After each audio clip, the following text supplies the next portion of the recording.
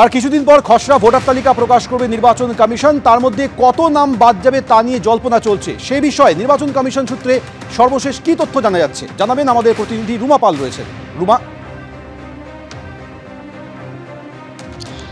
দেখো, প্রথমেই বলে রাখি, আজকে সন্ধ্যে 6টা পর্যন্ত যে তথ্য এসেছে সেটা হচ্ছে 55,45,167 জনের নাম বাদের তালিকায় চিহ্নিত হয়েছে, যার মধ্যে মৃত ভোটার হচ্ছে 23,83,807 এবং নিখোঁজ ভোটার 10,50,973 এবং ট্রান্সফার্ড ভোটার যেটা 19,35,676, ডুপ্লিকেট ভোটার রয়েছে 1,28,994 এবং অন্যান্য যার মধ্যে পড়ছে 45,717।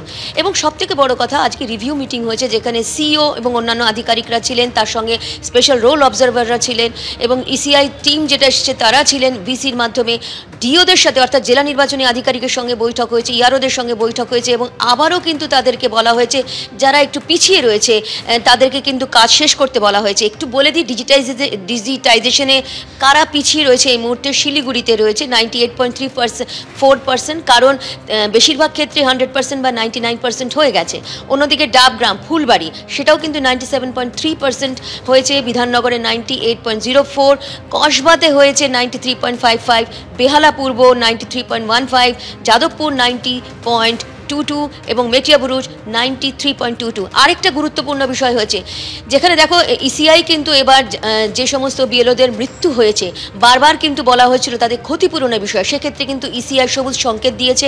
সেক্ষেত্রে কিন্তু সিও দপ্তর থেকে অর্থাৎ সিওর মাধ্যমে কিন্তু সমস্ত ডিওদের বলা হয়েছে আবারও রিপোর্ট পাঠানোর জন্য, কারণ বারবার রিপোর্ট পাঠাতে বলা হচ্ছিল, তাদের পোস্টমর্টম রিপোর্ট, মেডিকেল রিপোর্ট সমস্ত কিছু, সেই রিপোর্ট কিন্তু পাঠাতে বলা হয়েছে এবং সেটা ইসিআইতে অর্থাৎ দিল্লি নির্বাচন কমিশনে পাঠিয়ে দেওয়া হবে, যাতে এই ক্ষতিপূরণের বিষয়টা কিন্তু বিবেচনা করছে নির্বাচন কমিশন। কোন কোন জেলাকে বলা হয়েছে? পূর্ব বর্ধমান, নদিয়া, উত্তর দিনাজপুর, কোচবিহার, মুর্শিদাবাদ, মালদা, দার্জিলিং, পূর্ব মেদিনীপুর, এই 10টি জেলায় অর্থাৎ 10 জনের মৃত্যু যেটা হয়েছে বিএলওদের, সেটাই নির্বাচন কমিশনের যেটা অফিসিয়াল যে তথ্য রয়েছে। সেক্ষেত্রে নির্বাচন কমিশন কিন্তু তাদের ক্ষতিপূরণ দেওয়ার ব্যাপারে ভাবনা চিন্তা করছে এবং বিবেচনা করেছে। সেক্ষেত্রে কিন্তু তাদের রিপোর্ট 70 পাঠাতে হবে, সেই রিপোর্টের উপর ভিত্তি করেই কিন্তু তাদের ক্ষতিপূরণের ব্যবস্থা করবে নির্বাচন কমিশন। রুমা, ধন্যবাদ। হাড়োয়ায় তৃণমূল নেতা হুমকি দিচ্ছেন বিজেপিকে, বাঁকুড়ায় আবার বিজেপি পাল্টা হুমকি দিচ্ছে তৃণমূলকে। বদল হবে, বদলাও হবে, গলায় হাত ঢুকিয়ে বের করব তোলার টাকা। বাঁকুড়ায় পরিবর্তন যাত্রা থেকে তৃণমূলকে হুমকি বিজেপি বিধায়কের, গলায় হাত ঢুকিয়ে পেট থেকে বের করে আনা হবে তোলার টাকা। জনসমর্থন না পেয়েই হতাশার হাহাকার, পাল্টা কটাক্ষ করেছে তৃণমূল। আসলে উনি দিশাহারা হয়ে গেছে। উনি একটা জনসভা করতে গিয়ে দেখতে পাচ্ছেন লোকজন কিচ্ছু নেই, ফাঁকা মাঠে উনি দাঁড়িয়ে বক্তব্য রাখছেন, কুয়া বাগানের মতন একটা বড় জায়গাতে, এবং যার ফলে উনি দিশাহারা হয়ে তৃণমূল কংগ্রেসের কর্মীদের আহ্বান জানাচ্ছে 2026 নির্বাচনে অবশ্যই বদল হবে। উনি এমএলএ হিসাবে পরাজিত হবেন, মানুষ যাবে চুপি চুপি জোড়া ফুলে ভোট দিবে, মমতা বন্দ্যোপাধ্যায়ের প্রতীকে জয়লাভ তৃণমূল কংগ্রেস করবে। উনি এমএলএ হিসেবে হারবেন, এটা হচ্ছে বড় বদল। যারা বিজেপি করতে চান, যারা সৎ আছেন মানুষ, সাধারণ মানুষ, তাদের প্রত্যেককে তৃণমূলের মধ্যেও যদি কোনোখানে একটু আধটু সৎ থেকে থাকে তারাও আসতে পারে, কোনো অসুবিধা নেই। নিচু তলার কর্মী আমাদের বারবার আমাদের কর্মীদেরকে মেরে দেবে, হাজার হাজার ছেলেদেরকে জেলে ঢুকাবে, আমরা ছেড়ে দেবো? আমরা কোনো অন্যায় পা দেইনি, কিন্তু আমাদের যদি বারবার এরকম ভাবে করে তাহলে আমরা ছেড়ে দেবো না। এর বদলও হবে এবং বদলাও নেবো, আগে নেবো বদলা, তারপরে করবো বদল। বিজেপির উদ্দেশ্যে হুঁশিয়ারি তৃণমূল নেতার, একজনও বৈধ ভোটার বাদ গেলে বিজেপিকে ঝেঁটিয়ে বিদায় করব। হাড়োয়ায় ভোটার সহায়তা মিছিল থেকে তৃণমূল নেতার এই হুঁশিয়ারি, ভাগাভাগি রাজনীতি করতে এলে কলার ধরে নদীতে ফেলবো। স্টেজ থেকে কলার ধরে নামি বিদ্যাধরীতে ফেলার হুমকি তৃণমূল নেতা। আজকে হিন্দু আর মুসলমানের রাজনীতির ক্ষেত্রে ভাগ করতে আসে তাদের 2026-এ এই এলাকা বিধানসভা হাড়োয়া বুড়াপুর কুলটির লক্ষ্যে আমরা তাদের মঞ্চে উঠে যাওয়ার কলার ধরে বলবে এরা পবিত্র মুসলিম হিন্দুর পবিত্র ভূমি, এরা আমাদের সংগ্রামের মাটি। এখানে যদি কোনো বিজেপি হিন্দু মুসলমান ভাগ করতে আসে গোটা এসকেস থেকে কলা ধাক্কা মেরে এই দীঘাতরী নদীতে আপনাকে ছুড়ে ফেলা হবে। আপনার কোনো পথ এই পশ্চিম বাংলায় আপনাকে আটকাতে পারবে না। দিল্লির ভাড়া করা কোনো পথ আপনাকে আটকাতে পারবে না।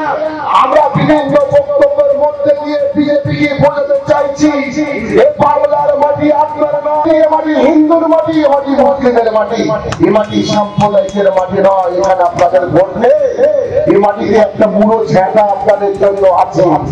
খালেক মোল্লা যখন পঞ্চায়েত সমিতির সভাপতি ছিল হারোয়ায়, তখন বিভিন্ন বাংলাদেশি রোহিঙ্গার কাছ থেকে লক্ষ লক্ষ টাকার বিনিময়ে ভোটার কার্ড, আধার কার্ড, রেশন কার্ড করে দিয়েছে এবং সেটা 10,000-এর উপরের সংখ্যা। হারোয়ার ডেমোগ্রাফি শেষ করেছে।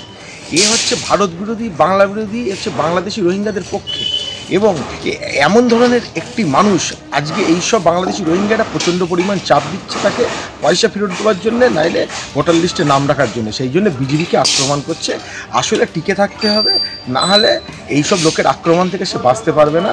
আমরা সব দিকে সজাগ আছি, নজর রেখেছি। ভারতীয় জনতা পার্টি একজন বাংলাদেশি রোহিঙ্গাতে এই বাংলায় থাকতে দেবে না। মধ্যমগ্রাম বিধানসভার খিলকাপুরের 34 নম্বর বুথে উধাও 150 জন ভোটার। ভোটার তালিকায় নাম রয়েছে, অথচ তাদের চেনেনি না এলাকার লোকজন। এনুমারেশন ফর্ম দিতে গিয়েও পাওয়া যায়নি বলে স্থানীয়দের অভিযোগ। অ্যাকচুয়ালি স্যার, এটা আমরা 2019 সালে, এটা যেহেতু আমাদের একটু কলোনি বেস এলাকা, এখানে 2019 সালের পরে এখানে বিজেপির খুব বাড়প্রান্ত। ওদের চক্রান্তে, বিরোধীদের চক্রান্তে আজকে আমাদের এরা ম্যাক্সিমাম আমাদের হিন্দু ভাইরা, যারা ওই, এবং শুধু হিন্দু না, নমশূদ্র মধ্যুয়া ভাইরা, আমাদের ওই বঙ্গের লোক, তাদেরকে চক্রান্ত করে তাদের নাম তোলা হয়েছে বিজেপির মাধ্যমে। বিজেপিরাই এসব নামগুলো তুলেছে এবং তাদের আত্মস্বজনের মাধ্যমে, কিন্তু আজ পর্যন্ত আমরা তাদের খুঁজে পাইনি। কতজনকে? আমরা প্রায় 150 লোককে আমরা খুঁজে পাইনি। এই এলাকাটা পুরোটাই 100 মধ্যে 100 জনই হিন্দু থাকে।